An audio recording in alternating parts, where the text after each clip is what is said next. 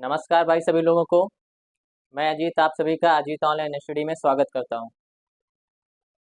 दोस्तों कल हम लोगों ने बात कर ली थी वैदिक काल की। ठीक है, वैदिक काल हमारा टॉपिक चल रहा था बच्चों। ठीक है, और अब हम उसी के आगे पढ़ने वाले हैं। ठीक है ना, आज हम लोग पढ़ेंगे वेद। आज हम लोग क्या पढ़ेंगे? वेद पढ़ेंगे। ठीक है ना, वेद में सबसे पहला वेद पढ़ेंगे हम लोग ऋग्वेद के बारे में। तो बच्चों ज़्यादा से ज़्यादा आप लोग चैनल को सब्सक्राइब करें, ज़्यादा से ज़्यादा कमेंट करें। ठीक है, और ज़्यादा से ज़्यादा शेयर करें बच्चों। ठीक है, तो आज हम लोग चालू करने वाले हैं वैदिक काल में ऋग्वैदिक काल। ऋग्वैदिक काल में हम लोग पढ़ेंगे ऋग्वेद के बारे में। ठीक है, वैदिक काल में हम लोग किसके बारे में पढ़ेंगे? ऋग्वेद के बारे में बच्चों पढ़ेंगे। ठीक है, तो आप सभी से अनुरोध है कि आप लोग ज़्यादा से ज़्यादा क्लास को शेयर करें। ठीक है मेरे प्यारे बच्चों, ज़्यादा से ज़्यादा क्लास को शेयर करें ताकि अच्छी तरीके से आप सभी को क्लास मिलती रहे। अच्छी तरीके से आप सभी को क्लास मिलती रहे। तो बच्चों आज हम लोग पढ़ने वाले हैं वैदिक काल में वेदों के बारे में। ठीक है, वैदिक काल में वेदों के बारे में। और आप लोग अच्छी तरीके से क्लास नोट्स जरूर बनाइए। ठीक है मेरे प्यारे बच्चों, अच्छी तरीके से क्लास नोट्स जरूर बनाइए ताकि आप सभी को रिवीजन करने में आसानी हो। ठीक है, आप सभी को रिवीजन करने में आसानी हो। तो अब हम लोग स्टार्ट करने जा रहे हैं ऋग्वैदिक काल में वेद पढ़ने जा रहे हैं। ठीक है ना, ऋग्वेद के बारे में। ठीक है,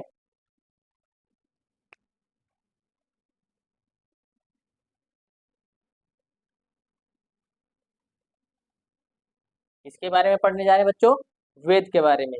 और वेद में हम लोग पढ़ेंगे पहला वेद ऋग्वेद। पहला वेद कौन सा पढ़ेंगे हम लोग? ऋग्वेद। ऋग्वेद पहला वेद कौन सा पढ़ेंगे बच्चों? ऋग्वेद। ऋग्वेद यहाँ इसमें टाइम पीरियड डालेंगे 1500 ईसा पूर्व से लेकर 1500 ईसा पूर्व से लेकर 1000 ईसा पूर्व।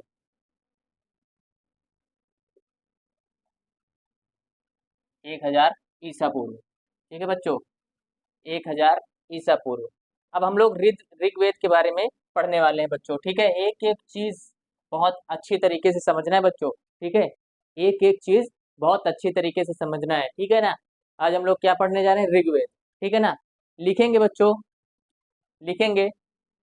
इस वेद को सभी वेदों में प्राचीनतम माना जाता है।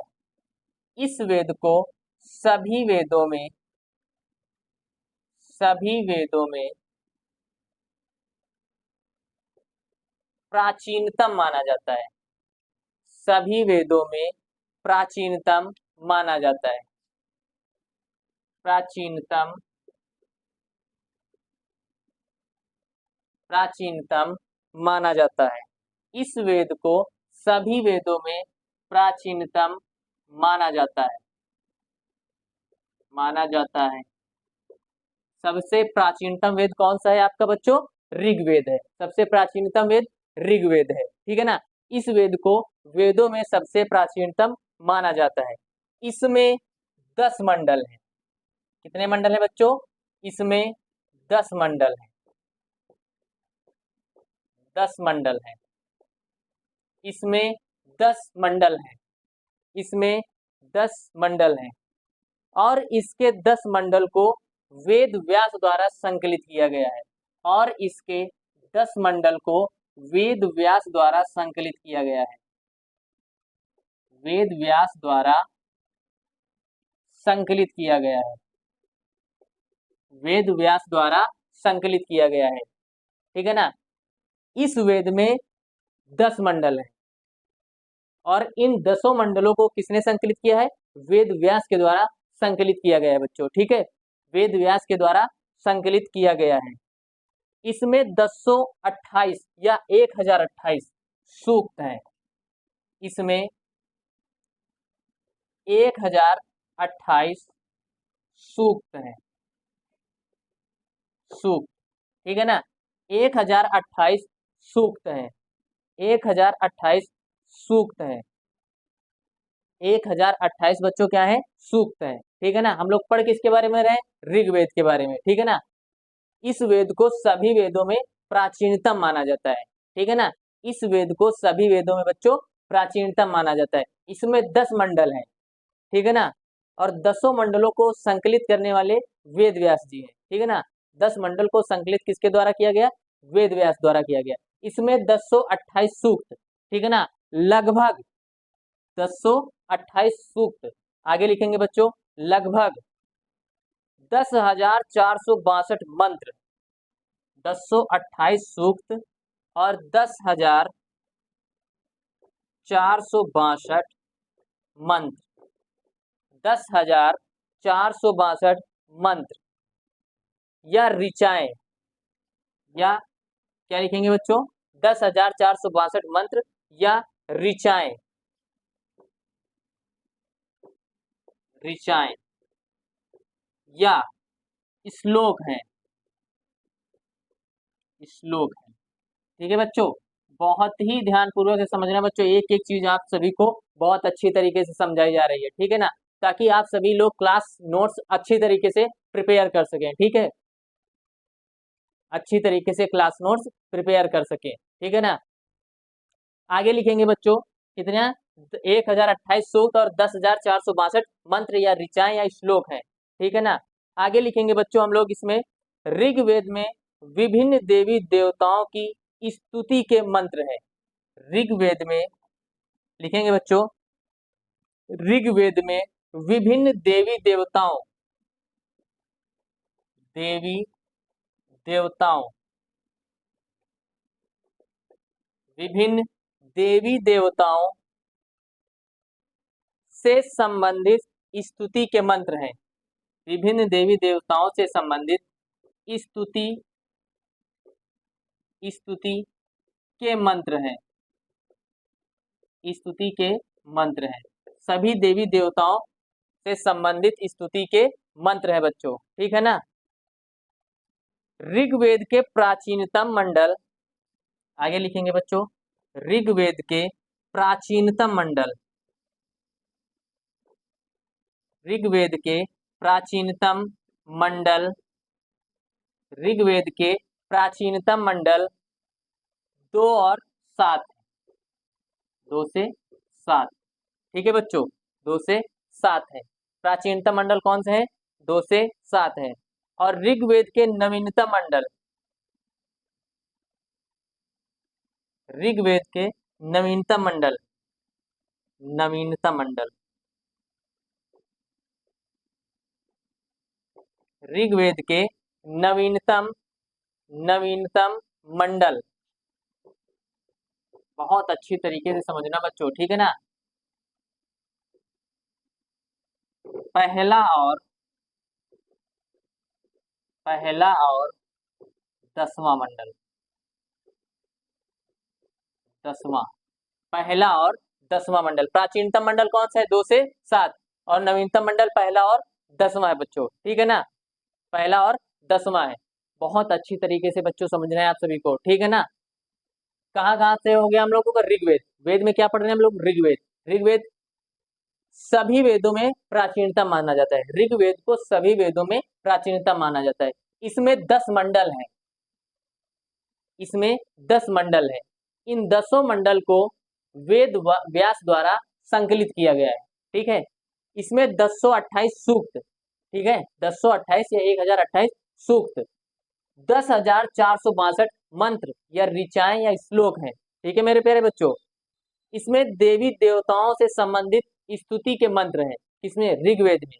ठीक है, ऋग्वेद के प्राचीनतम मंडल 2 से 7 है। ठीक है, ऋग्वेद के नवीनतम मंडल पहला और 10वां मंडल है, पहला और 10वां मंडल है। ठीक है मेरे प्यारे बच्चों, पहला और 10वां मंडल है।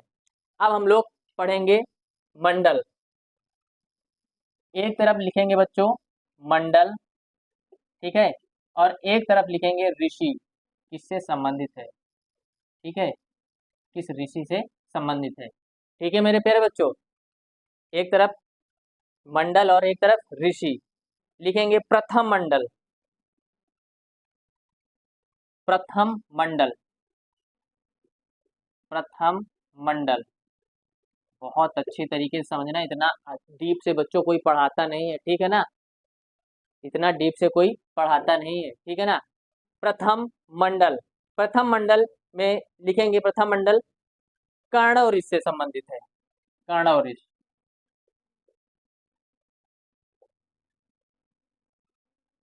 कर्ण और इस, ठीक है मेरे प्यारे बच्चों। द्वितीय मंडल, जो मंडल इंपॉर्टेंट है बच्चों उन्हीं को हम लोग लिखेंगे यहाँ पे, ठीक है ना। द्वितीय मंडल किससे संबंधित है, विश्वामित्र से,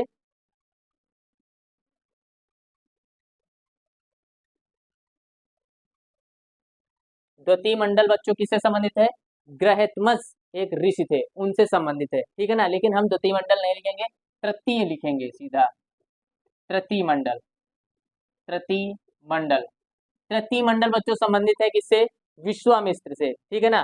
तृतीय मंडल किससे संबंधित है, विश्वामित्र ऋषि से संबंधित है, विश्वामित्र ऋषि से संबंधित है, विश्वामित्र ऋषि से संबंधित है, विश्वामित्र ऋषि से संबंधित है। कौन मंडल, तृतीय मंडल, ठीक है मेरे प्यारे बच्चों।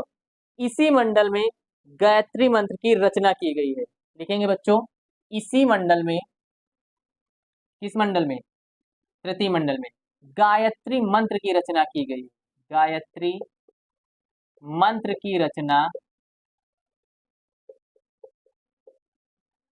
गायत्री मंत्र की रचना की गई है, किसमें, तृतीय मंडल में, इसी मंडल में गायत्री मंत्र की रचना की गई है बच्चों, ठीक है, गायत्री मंत्र की रचना की गई है,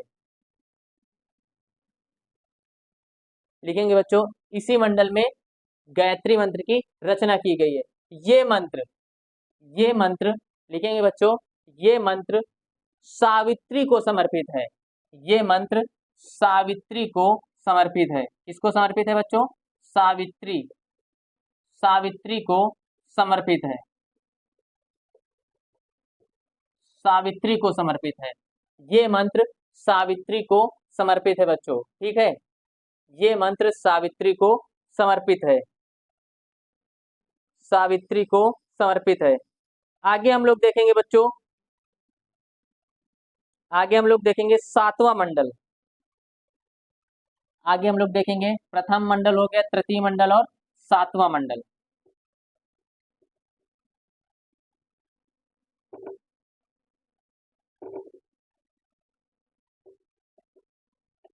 सातवां मंडल, सातवां मंडल की बात करेंगे बच्चों, ठीक है, सातवां मंडल, सातवां मंडल, ठीक है ना। प्रथम मंडल किससे संबंधित है, कर्ण और इससे, तृतीय मंडल विश्वामित्र से, और सातवां मंडल लिखेंगे बच्चों, सातवां मंडल वशिष्ठ ऋषि से संबंधित है, सातवां मंडल किससे संबंधित है, वशिष्ठ ऋषि से संबंधित है,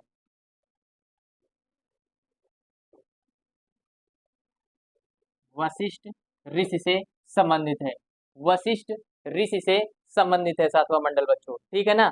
सातवां मंडल बहुत इंपॉर्टेंट है बच्चों। ये मंडल लिखेंगे बच्चों, ये मंडल लिखेंगे बच्चों, ये मंडल, ये मंडल वरुण देवता को समर्पित है, ये मंडल वरुण देवता को, वरुण देवता को समर्पित है, ये मंडल वरुण देवता को समर्पित है, ये मंडल वरुण देवता को समर्पित है, ठीक है मेरे प्यारे बच्चों। सातवां मंडल किससे समर्पित है, किसे समर्पित है, वरुण देवता को समर्पित है। इस मंडल में,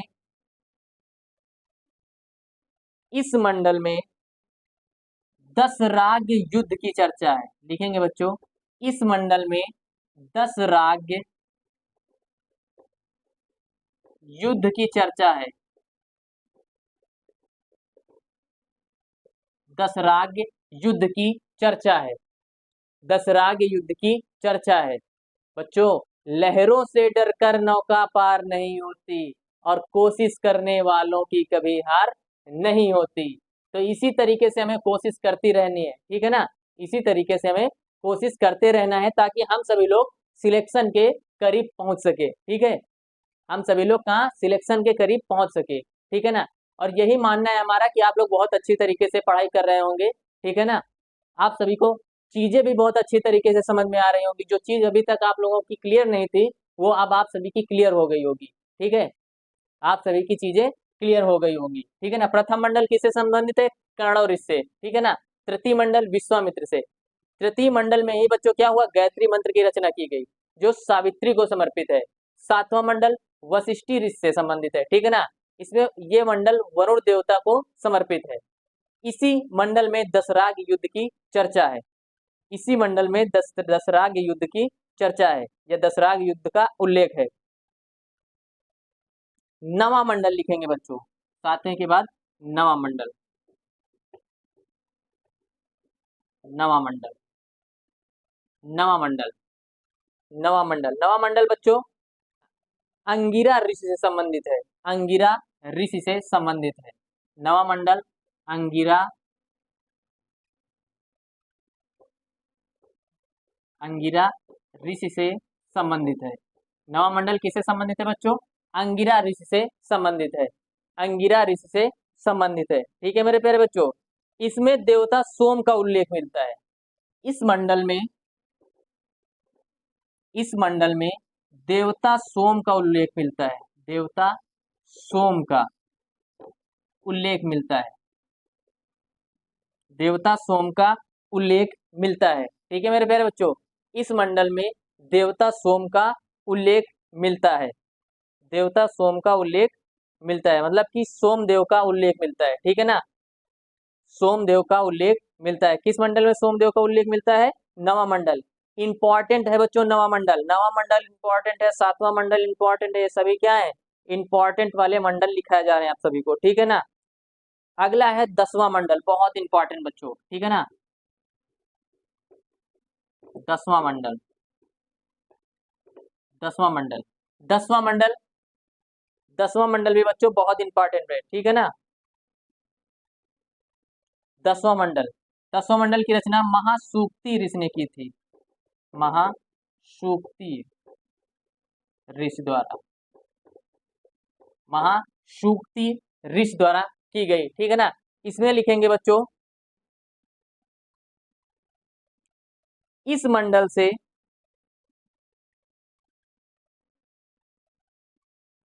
इस मंडल से, इस मंडल से मनुष्य की वर्ण व्यवस्था का प्रथम उल्लेख मिलता है। इस मंडल से मनुष्य की वर्ण व्यवस्था का, मनुष्य की वर्ण व्यवस्था का, मनुष्य की वर्ण व्यवस्था का, व्यवस्था का उल्लेख मिलता है।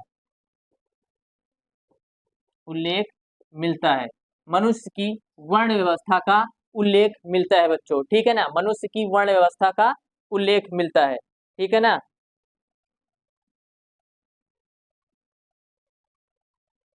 नवा मंडल बच्चों अंगिरा ऋषि से संबंधित है। इसमें देवता सोमदेव का उल्लेख है, ठीक है ना। इसमें सोमदेव को 144 सूक्त समर्पित है बच्चों। कितने? 144 सूक्त समर्पित है। 100 लिख लेंगे बच्चों, देवता सोम को 144 सूक्त समर्पित है। सूक्त समर्पित है, 144 सूक्त समर्पित है। इतनी चीजें बच्चों आप लोगों की क्लियर हो चुकी होंगी। क्या क्या पढ़ा हम लोगों ने? सभी वेदों में ऋग्वेद को प्राचीनता माना जाता है, ठीक है ना। इसमें 10 मंडल हैं, ठीक है ना। और 10 मंडल को वेद व्यास द्वारा संकलित किया गया है, ठीक है मेरे प्यारे बच्चों। इसमें 1028 सूक्त या 1028 सूक्त, 10,462 मंत्र या ऋचाएं या श्लोक हैं, ठीक है। ऋग्वेद देवी देवताओं की स्तुति से संबंधित मंत्रों का उल्लेख है, ठीक है ना। इसमें प्राचीनतम मंडल 2 से 7 है, ठीक है ना। नवीनतम मंडल पहला और 10वां है, ठीक है। आगे हम लोग प्रथम मंडल की बात करें तो प्रथम मंडल किससे संबंधित है? कर्ण और ऋषि से, ठीक है ना। तृतीय मंडल विश्वामित्र से संबंधित है। और तृतीय मंडल में गायत्री मंत्र की रचना है बच्चों, ठीक है ना। तृतीय मंडल में गायत्री मंत्र की रचना है जो सावित्री को समर्पित है, ठीक है। सातवां मंडल वशिष्ठी ऋषि से संबंधित है, ठीक है ना।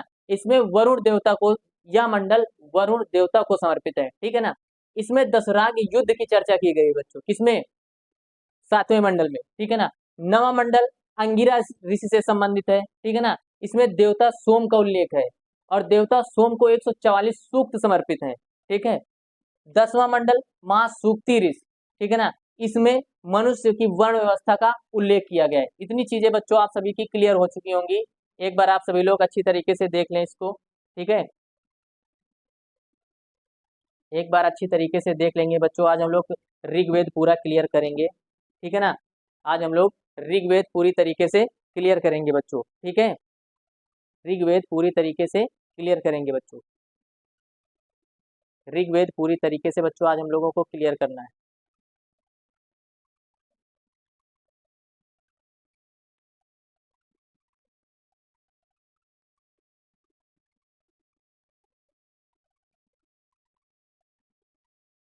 आगे चलते हैं बच्चों। बहुत गर्मी हो रही है बच्चों, ठीक है ना, आप सभी के लिए ये क्लासें लगाई गई हैं, तो आप सभी लोग अच्छी तरीके से पढ़ते रहना बच्चों। ठीक है ना, अच्छी तरीके से पढ़ना है आप सभी को। ठीक है,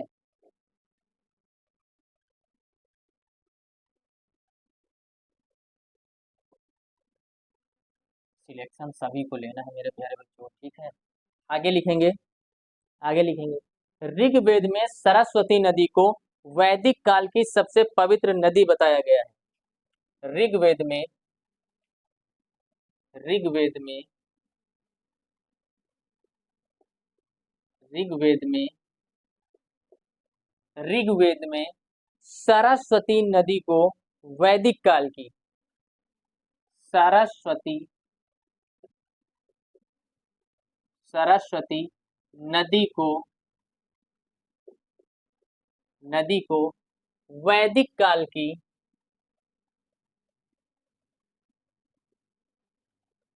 वैदिक काल की, वैदिक काल की सबसे पवित्र नदी बताया गया है। सबसे पवित्र नदी, पवित्र नदी बताया गया है।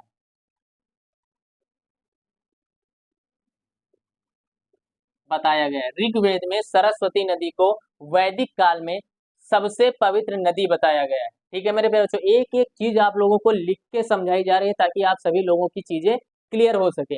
जो अभी तक आप लोगों ने नहीं क्लियर किया है उन सभी चीजों को यहाँ क्लियर किया जा रहा है अजीत ऑनलाइन स्टडी में। ठीक है मेरे प्यारे बच्चों, तो ज्यादा से ज्यादा लोगों में शेयर करिए, ज्यादा से ज्यादा सब्सक्राइब कराइए बच्चों, तभी आप सभी को अगले मंथ से हम लोग लाइव पढ़ेंगे। ठीक है, अगले महीने से हम लोग क्या करेंगे, लाइव क्लास ले सकें ताकि। ठीक है, आगे लिखेंगे बच्चों।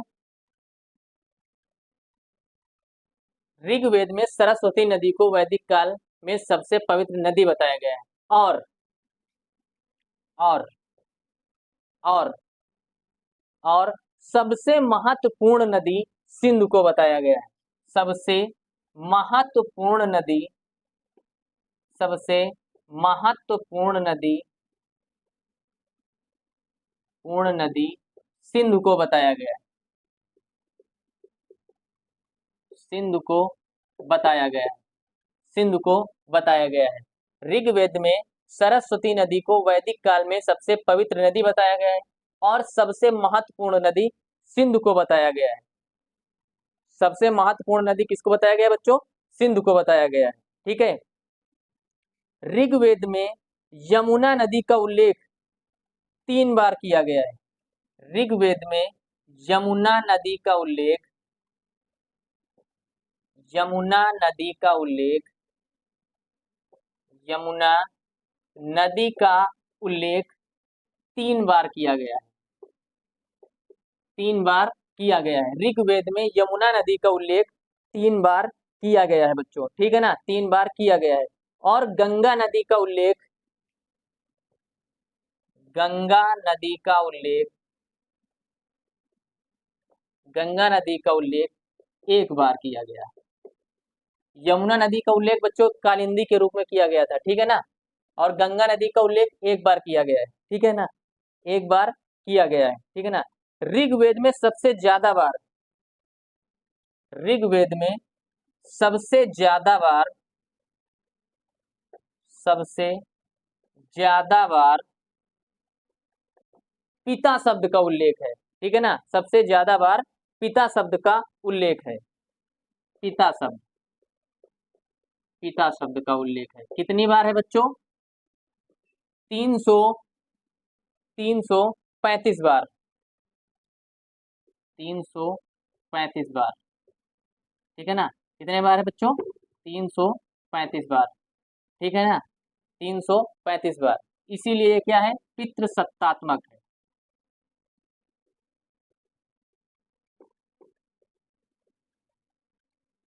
पितृसत्तात्मक, ठीक है ना। यमुना नदी का उल्लेख बच्चों कितनी बार? 3 बार। गंगा नदी का 1 बार। सबसे ज्यादा बार पिता शब्द का कितनी बार? 335 बार, इसीलिए पितृ सत्तात्मक है, ठीक है ना। ऋग्वेद में इंद्र को, ऋग्वेद में इंद्रदेव का उल्लेख, ऋग्वेद में इंद्रदेव का उल्लेख, इंद्रदेव का उल्लेख, इंद्रदेव का उल्लेख पुरंदर के रूप में, पुरंदर के रूप में, पुरंदर के रूप में बच्चों लिखेंगे, पुरंदर के रूप में 250 बार किया गया है। पुरंदर के रूप में 250 बार, यानी 250 बार, ठीक है ना, 250 बार किया गया। किसको? इंद्रदेव का उल्लेख कितनी बार? 250, ठीक है ना। और अग्निदेव का उल्लेख, ऋग्वेद में अग्निदेव का उल्लेख, अग्निदेव का उल्लेख 200 बार किया गया है, 200 बार। अग्निदेव का उल्लेख 200 बार किया गया है बच्चों, ठीक है ना। अग्निदेव का उल्लेख 200 बार किया गया है।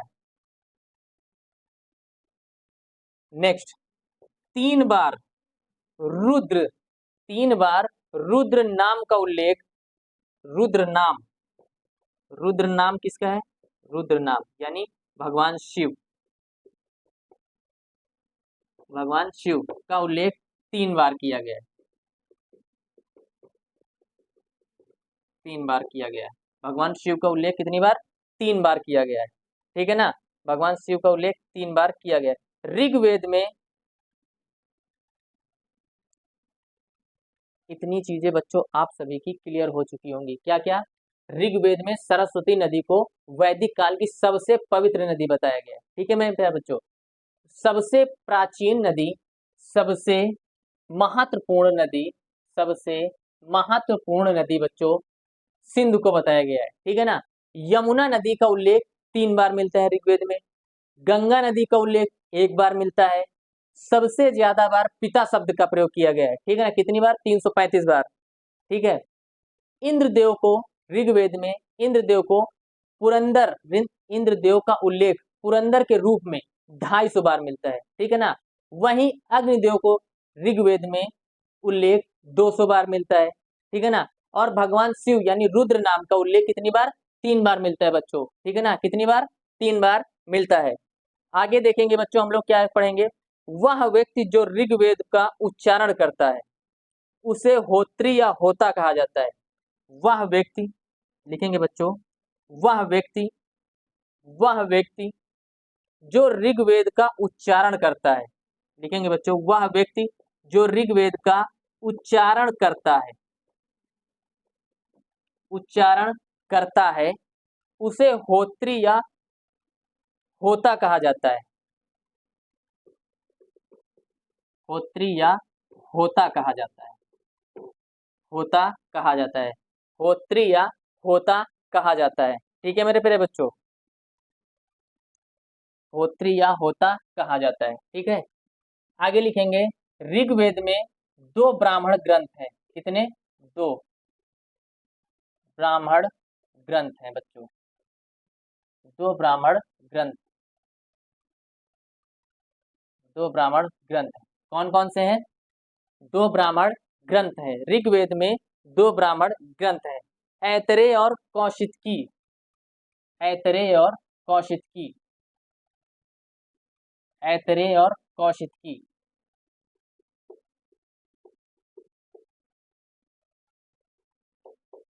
कौशितकी, ऐतरेय और कौशितकी, ये क्या है? 2 ब्राह्मण ग्रंथ हैं, ऐतरेय और कौशितकी। और इनके उपवेद, उपवेद कौन सा है बच्चों? उपवेद, ऋग्वेद का उपवेद, ऋग्वेद का उपवेद। ब्राह्मण ग्रंथ कौन से? ऐतरेय और कौशिकी। उपवेद आयुर्वेद, आयुर्वेद, आयुर्वेद। उपवेद क्या है बच्चों? आयुर्वेद। ठीक है ना मेरे प्यारे बच्चों, उपवेद क्या है? आयुर्वेद, आयुर्वेद। आयुर्वेद के प्रवर्तक, प्रवर्तक कौन है बच्चों? प्रजापति। प्रवर्तक कौन है बच्चों? प्रजापति। तो आज हमारा ये ऋग्वेद कंप्लीट हुआ बच्चों। ठीक है ना, जितने भी क्वेश्चन बनेंगे आप सभी के यहीं से बनेंगे बच्चों। ठीक है ना, जितने भी क्वेश्चन बनेंगे इतने में ही बनेंगे। ठीक है ना। आज हम लोगों ने क्या देखा? ऋग्वेद। ऋग्वेद हम लोग बच्चों पूरा कंप्लीट कर चुके हैं, ऋग्वेद पूरा कंप्लीट कर चुके हैं। इसके बाद हम लोग पढ़ेंगे कल सामवेद और यजुर्वेद, अथर्ववेद, ये तीनों एक साथ पढ़ लेंगे हम लोग। ठीक है ना मेरे बच्चों, ऋग्वेद आज कंप्लीट हो गया, सामवेद, यजुर्वेद और अथर्ववेद ये सभी हम लोग क्या कब पढ़ेंगे? कल पढ़ेंगे। ठीक है ना। आज हमने क्या देखा? ऋग्वेद में सरस्वती नदी को वैदिक काल की सबसे पवित्र नदी बताया गया है। ठीक है ना, और सबसे महत्वपूर्ण नदी सिंधु को बताया गया है। ठीक है ना। ऋग्वेद में यमुना नदी का उल्लेख 3 बार किया गया है, यमुना नदी का उल्लेख 3 बार किया गया है, और गंगा नदी का उल्लेख, और गंगा नदी का उल्लेख 1 बार किया गया है बच्चों। ठीक है ना, गंगा नदी का उल्लेख 1 बार किया गया है। सबसे ज्यादा बार पिता शब्द का प्रयोग कितने बार? 335 बार। ऋग्वेद में इंद्रदेव का उल्लेख एक पुरंदर के रूप में 250 बार किया गया है। ठीक है। अग्निदेव का उल्लेख 200 बार, रुद्र नाम यानी कि शिव का 3 बार। ठीक है, रुद्र नाम या शिव का 3 बार। ऋग्वेद का उच्चारण या उच्चारण करने वाले को, उच्चारण करने वाले व्यक्ति को होत्री या होता कहा जाता है बच्चों। ठीक है। इसके 2 ब्राह्मण ग्रंथ हैं, किसके? ऋग्वेद के। कौन कौन से हैं? ऐतरेय और कौशिकी। ठीक है ना। ऋग्वेद का उपवेद क्या है? आयुर्वेद। आयुर्वेद के प्रवर्तक कौन है? प्रजापति। आयुर्वेद के प्रवर्तक कौन है बच्चों? प्रजापति। तो बच्चों आज के लिए हम लोग इतना ही रखते हैं। ठीक है ना, और ज्यादा से ज्यादा आप सभी लोग क्लास को शेयर करते रहें। हमारा मानना है कि आप सभी लोगों को बहुत अच्छी तरीके से समझ में आ रहा होगा। ठीक है, तो इसलिए आप सभी से अनुरोध है कि अच्छी तरीके से क्लास नोट्स बनाते रहें। ठीक है, तो आज के लिए इतना ही, धन्यवाद।